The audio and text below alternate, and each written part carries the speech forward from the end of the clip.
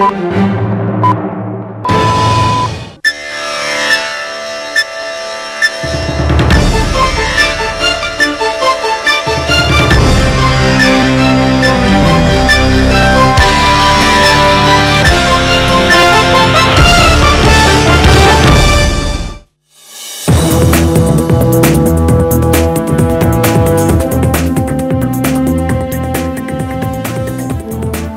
আলাইকুম, স্বাগত জানাচ্ছি চ্যানেল আই সংবাদে। সংবাদ কক্ষে আপনাদের সাথে আছি আমি প্রিয়াঙ্কা। বিস্তারিত সংবাদে শুরুতেই জানিয়ে দিচ্ছি সুপার ফ্রেশ ফর্টিফাইড সয়াবিন তেল। সংবাদ শিরোনামগুলো। এবার হিজবুল্লাহর গোয়েন্দা সদর দপ্তরে হামলার দাবি ইসরায়েলের। ইরানের পারমাণবিক স্থাপনায় ইসরায়েলি হামলার বিরুদ্ধে যুক্তরাষ্ট্র। শনিবার বিএনপির সাথে আলোচনায় বসছে অন্তর্বর্তী সরকার। গুরুত্ব পাবে রাষ্ট্র সংস্কারে গঠিত ৬টি কমিশনের কার্যক্রমের সুপারিশ।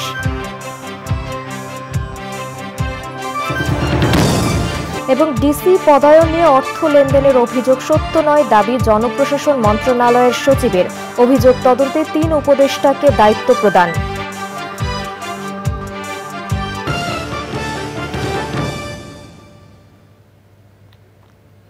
সংবাদ শিরোনামগুলো জানাচ্ছিলাম। এখনকার এই সংবাদ আয়োজন একই সঙ্গে চ্যানেল আই এর ইউটিউব চ্যানেলে এবং চ্যানেল আই এর ওটিটি প্ল্যাটফর্ম আই স্ক্রিনে লাইভ স্ট্রিম হচ্ছে। যাচ্ছে বিস্তারিত সংবাদে। হিজবুল্লাহর গোয়েন্দা সদর দপ্তরে হামলা চালানোর দাবি করেছে ইসরায়েল। লেবাননের রাজধানী বৈরুতে ইসরায়েলের বিমান হামলায় আরও কমপক্ষে ৯ জন নিহত এবং ১৪ জন আহত হয়েছে। লেবাননের ২০টি শহরের বাসিন্দাদের অবিলম্বে বাড়িঘর ছেড়ে যাওয়ার হুঁশিয়ারি দিয়েছে ইসরায়েলি বাহিনী। ইরানের পারমাণবিক স্থাপনায় ইসরায়েলি হামলার বিরুদ্ধে অবস্থান জানিয়ে দিয়েছেন মার্কিন প্রেসিডেন্ট জো বাইডেন। নাফিস ইফতেখারের রিপোর্ট। লেবাননের রাজধানী বৈরুতে ইসরায়েলি হামলা থামবার লক্ষণ নেই। এখনও একটু পরপরই কেঁপে উঠছে পুরো শহর। বৃহস্পতিবার দক্ষিণাঞ্চলের দাহিয়েবের বাচৌরার বহুতল ভবনের স্বাস্থ্যকেন্দ্রে হামলা চালায় ইসরায়েলি বাহিনী। ওই হামলায় অন্তত ৯ জন নিহত এবং ১৪ জন আহত হয়। আরেকটি হামলা হয় দক্ষিণ লেবাননের বিন জেবিল শহরে মিউনিসিপ্যালিটি ভবনে। এখানে হামলা চালিয়ে অন্তত ১৫ জনকে হত্যা করা হয়। হিজবুল্লাহর গোয়েন্দা সদর দপ্তরেও আঘাত হানার দাবি করেছে ইসরায়েল। ইসরায়েলি সামরিক বাহিনীর দাবি, বৃহস্পতিবার বৈরুতে হিজবুল্লাহর সদর দপ্তরে জেট বিমান দিয়ে ওই হামলা চালানো হয়। অন্যদিকে হিজবুল্লাহর দাবি, উত্তর ইসরায়েলে সামরিক স্থাপনা এবং সেনাবাহিনী লক্ষ্য করে তারা ২০টি ক্ষেপণাস্ত্র ও রকেট নিক্ষেপের পাশাপাশি স্থল হামলাও চালিয়েছে। যুদ্ধের সময় ইসরায়েলি ট্যাঙ্ক ধ্বংসেরও দাবি করেছে তারা। হিজবুল্লাহ বলছে, ইসরায়েলি বাহিনীকে পরাস্ত করার জন্য তাদের যথেষ্ট মনোবল ও গোলাবারুদ রয়েছে। ইসরায়েলি সেনাবাহিনীর পক্ষ থেকে লেবাননের ২০টির বেশি শহরের বাসিন্দাকে অবিলম্বে বাড়িঘর ছেড়ে যেতে হুঁশিয়ারি দেওয়া হয়েছে। সামরিক বাহিনীর মুখপাত্র আভিচে অ্যাড্রি বলেছেন, শহরের বাসিন্দাদের অবিলম্বে ওই এলাকা খালি করে দিতে হবে। ইরানের পারমাণবিক স্থাপনায় ইসরায়েলের প্রতিশোধমূলক হামলাকে সমর্থন করেন না বলে জানিয়েছেন মার্কিন প্রেসিডেন্ট জো বাইডেন। তিনি বলেছেন, ইরানে ইসরায়েলের হামলার প্রতিক্রিয়ায় ইসরায়েল কি করতে চলেছে যুক্তরাষ্ট্র সে বিষয়ে ইসরায়েলিদের সঙ্গে আলোচনা করবে। বাইডেন বলেন, চলমান পরিস্থিতি নিয়ে তিনি G7 জোটের নেতাদের সঙ্গে কথা বলেছেন। তারা সবাই একমত হয়েছেন যে ইসরায়েলের জবাব দেওয়ার অধিকার রয়েছে। বাইডেন জানান, G7 গ্রুপের নেতাদের সঙ্গে ইরানের বিরুদ্ধে নতুন করে নিষেধাজ্ঞা আরোপের বিষয়েও আলোচনা হয়েছে। মার্কিন পররাষ্ট্র মন্ত্রণালয়ের মুখপাত্র ম্যাথিউ মিলার এক ব্রিফিংয়ে বলেছেন, ইসরায়েলের প্রতিক্রিয়া জানানোর অধিকার রয়েছে। তিনি জানান, ইসরায়েলের সম্ভাব্য প্রতিক্রিয়া কি হবে সেটি নিয়ে আলোচনা চলছে। নাফিস ইফতেখার, চ্যানেল আই। রাজনৈতিক দলগুলোর সাথে সংলাপের অংশ হিসেবে শনিবার বিএনপির সাথে আলোচনায় বসছে অন্তর্বর্তী সরকার। আলোচনায় প্রাধান্য পাবে রাষ্ট্র সংস্কারে গঠিত ৬টি কমিশনের কাজের অগ্রগতি। এরই মধ্যে ৫টি কমিশন চূড়ান্ত হয়েছে বলে সংবাদ সম্মেলনে জানিয়েছেন প্রধান উপদেষ্টার প্রেস সচিব শফিকুল আলম। সাদি মাহমুদের রিপোর্ট। প্রধান উপদেষ্টার কার্যালয়ে অন্তর্বর্তী সরকারের উপদেষ্টা পরিষদের বৈঠক। আলোচনায় উঠে আসে রাষ্ট্র সংস্কারের নানা বিষয়। সে সময় গার্মেন্টস শ্রমিকদের অসন্তোষ নিয়ে স্থায়ী সমাধানের নির্দেশ দেন প্রধান উপদেষ্টা।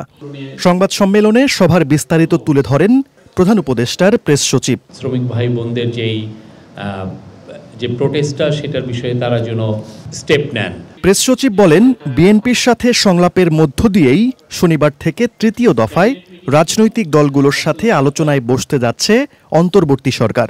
বৈঠক থেকে রাজনৈতিক দলগুলোর কাছ থেকে সংস্কার কার্যক্রমের জন্য সুপারিশ নেবেন তারা। 5টা কমিশন মোটামুটি ফাইনালাইজ, এটা জাস্ট ডিক্লারেশনটা বাকি। আর একটা কমিশনের 2-1 জনের নাম একটু বাকি আছে, এটাও আমরা আশা করছি 1-2 দিনের মধ্যে এটা ফাইনালাইজ হবে। পলিটিক্যাল পার্টিগুলোর সাথে আলাপটা শুরু হচ্ছে শনিবার 2:30টার সময়। প্রথম দিন বিএনপি থাকবে, এটুকু আমি বলতে পারি। এরপরে তো আরও বাংলাদেশের প্রধান কিছু পার্টিগুলো থাকবে। জেলা প্রশাসক নিয়োগ নিয়ে জনপ্রশাসন মন্ত্রণালয়ের সিনিয়র সচিবের বিরুদ্ধে ঘুষ বাণিজ্যের যে অভিযোগ উঠেছে তা খতিয়ে দেখা হচ্ছে বলে জানান প্রেস সচিব। একটা রিপোর্ট এসছে আমাদের জনপ্রশাসন সচিবকে নিয়ে, আমরা খতিয়ে দেখছি যে এই রিপোর্টটার সত্যতা কতটুকু। আমরা ফ্রিডম অফ প্রেসে বিশ্বাস করি, কিন্তু অ্যাট দ্য সেম টাইম আমরা আশা করব যে পত্রিকাগুলো তাদের নিউজ প্রেজেন্টেশনে আমরা আশা করব যে তারা কোনো ধরনের কোনো ডিসইনফরমেশন যাতে না ছড়ান। আমরা এটা খতিয়ে দেখছি এবং সেই অনুযায়ী আমরা হয়তোবা এটা নিয়ে আশা করছি যে একটা হাই লেভেল একটা কমিটি হবে, সেখানে কিছু সিনিয়র জার্নালিস্টকেও আমরা ইনক্লুড করতে চাচ্ছি। মালদ্বীপ ও কাতারের সাথে বন্দি বিনিময় চুক্তি ও রপ্তানি নীতি চূড়ান্ত হয়েছে বলেও উল্লেখ করেন প্রধান উপদেষ্টার প্রেস সচিব। সাদি মাহমুদ, চ্যানেল আই, ঢাকা।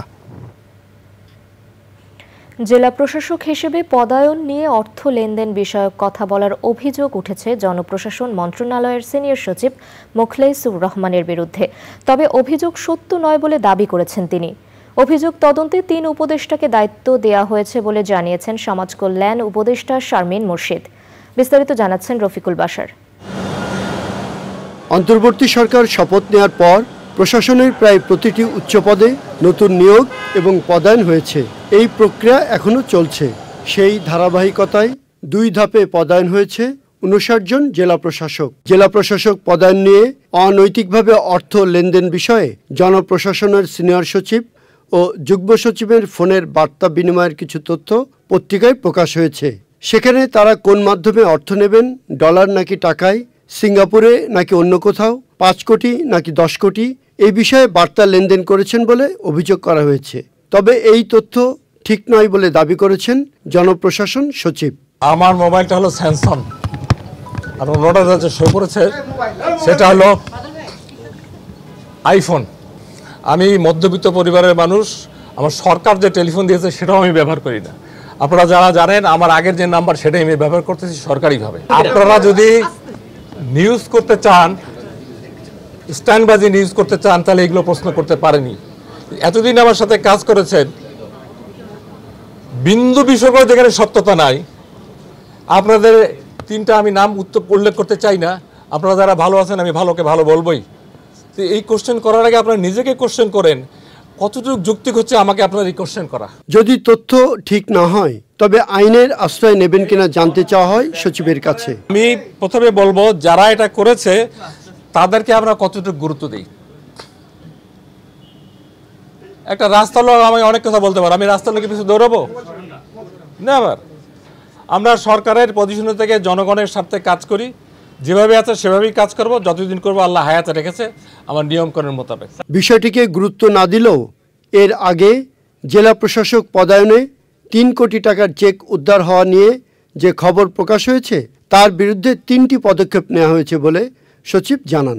একটা হলো আমরা তথ্য সচিবকে চিঠি লিখেছি এবং সেখানে এই পত্রিকাটার নাম আছে এবং ব্যবস্থা নেওয়ার জন্য সরাসরি সরকারি চিঠি দেওয়া হয়েছে। 2 নম্বর হলো যাকে কেন্দ্র করে এই ভুয়া লোক, তাকে তার বিরুদ্ধে আইনানুগ ব্যবস্থা নেওয়ার জন্য স্বরাষ্ট্র সচিবকে লেখা হয়েছে। 3 নম্বর হলো ব্যাংকের গভর্নরকে চিঠি দেওয়া হয়েছে। এই ব্যাপারে শুধু ওনার ব্যবস্থাই হবে না, অন্যান্য ব্যাংকেও যাতে এরকম আর কোনো সমস্যা না হয় সেই পদক্ষেপ নেওয়া হবে। জনপ্রশাসন মন্ত্রণালয়ের সিনিয়র সচিবের বিরুদ্ধে ওঠা ঘুষের অভিযোগ তদন্তে আইন, স্বরাষ্ট্র ও তথ্য উপদেষ্টাকে দায়িত্ব দেওয়া হয়েছে বলে জানিয়েছেন সমাজ কল্যাণ উপদেষ্টা শারমিন এস মুর্শিদ। Rafiqul Bashar, channel I, Dhaka. চলতি মৌসুমে ডেঙ্গুতে এক মাসে সর্বোচ্চ 91 জনের প্রাণহানি হয়েছে সেপ্টেম্বরে। কীটতত্ত্ববিদদের আশঙ্কা অক্টোবর মাসেও ডেঙ্গুতে মৃত্যুর হার কমবে না, বরং মশার প্রজনন ঘনত্বের বিবেচনায় হটস্পটগুলো চিহ্নিত করে এডিস মশা নিধন না করলে মৃত্যুর মিছিল ডিসেম্বর পর্যন্ত অব্যাহত থাকবে। জান্নাতুল বাকিয়া, কেকার রিপোর্ট। এডিস মশা নিধনে ঢাকা উত্তর সিটি কর্পোরেশনের সাথে চুক্তির আওতায় মশার প্রজনন ঘনত্ব জরিপ পরিচালনা করে জাহাঙ্গীরনগর বিশ্ববিদ্যালয়ের প্রাণীবিদ্যা বিভাগ।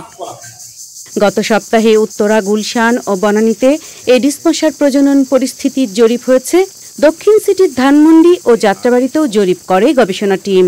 ওই 5 এলাকায় এডিস মশার ব্লুটো ইন্ডেক্স বা প্রজনন ঘনত্বের ন্যূনতম সহনীয় মাত্রা 20-এর কয়েক গুণ বেশি পাওয়া গেছে। আর জুলাইতে করা জরিপে ঢাকার বাইরে চট্টগ্রাম, কক্সবাজার, বরগুনা ও পটুয়াখালীতেও মশার প্রজনন ঘনত্ব বেশি পেয়েছিলেন গবেষকরা।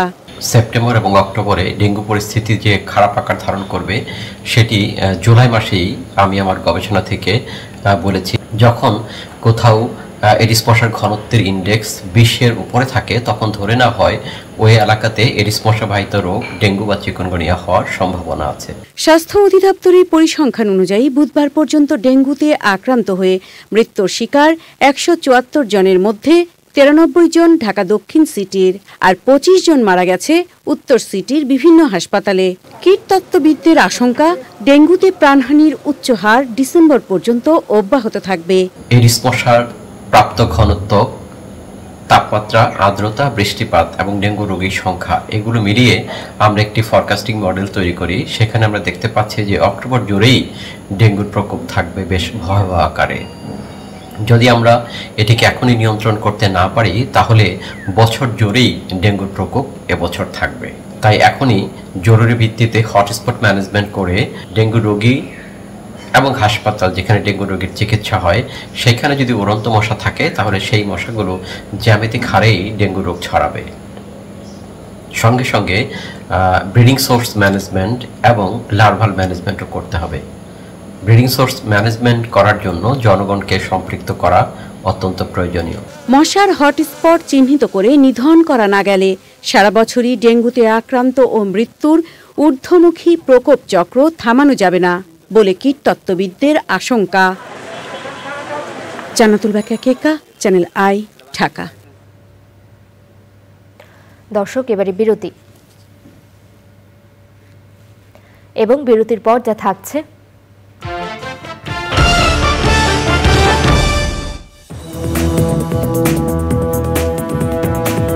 ফিরে এলাম বিরতির পর। এবারে কৃষি সংবাদ।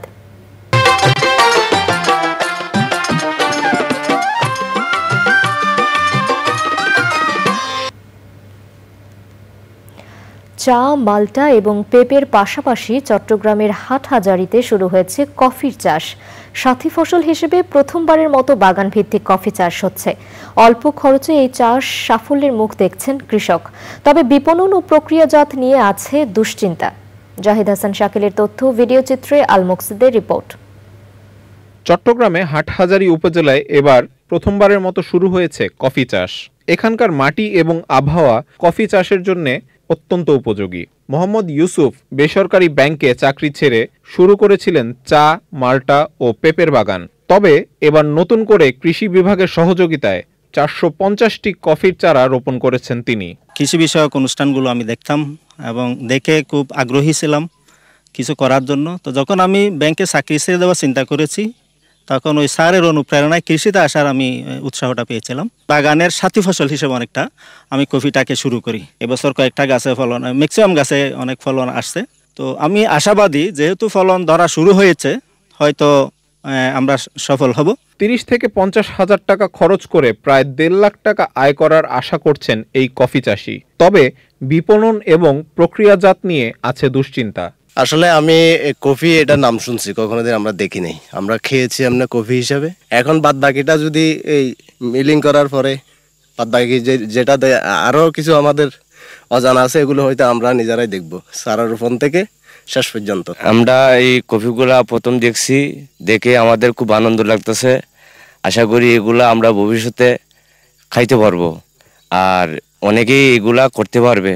বিপণন এবং বাজারজাতকরণের উদ্যোগ নেওয়া হয়েছে বলেছে কৃষি বিভাগ। কারণ প্রত্যেকটা জায়গায় ফলন আসছে, এতে একটা জিনিস আমরা ধারণা করতে পারি যে যদি পরিচর্যা সঠিকভাবে হয় এবং যত্ন শুরু থেকে হয় তো এটিতে 2 থেকে 3 বছরের মধ্যে খুব ভালো ফলন আসবে।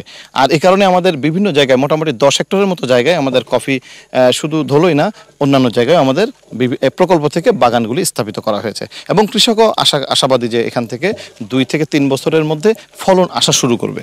7 প্রজাতির কফির মধ্যে রোবাস্টা জাতের কফি চাষ শুরু হয়েছে চট্টগ্রামের হাটহাজারীতে। আল মুকসিদ, চ্যানেল আই। এবারে প্রকৃতি সংবাদ।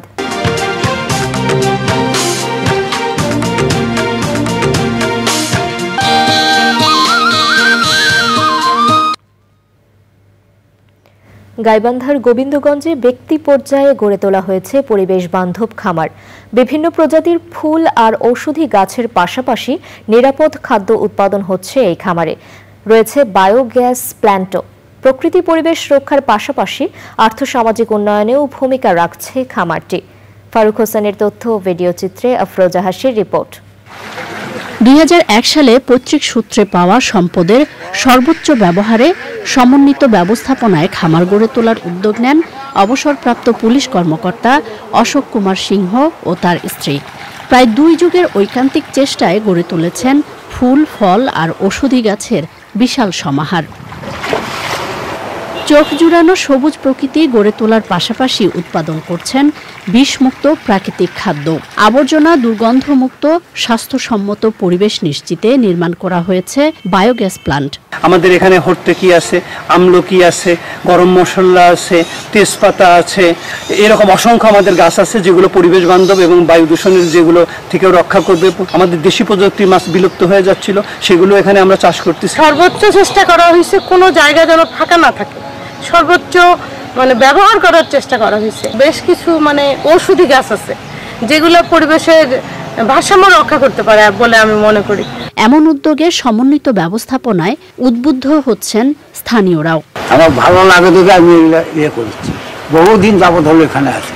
প্রকৃতি ও জীবনকে উনি যেভাবে তুলে ধরছেন, যেমন এখানে ওনার আমের গাছ, কাঁঠাল গাছ, এত অন্যান্য ঔষধি গাছ বৃক্ষ আছে যেগুলি কিন্তু সচরাচর বাইরে দেখা যায় না।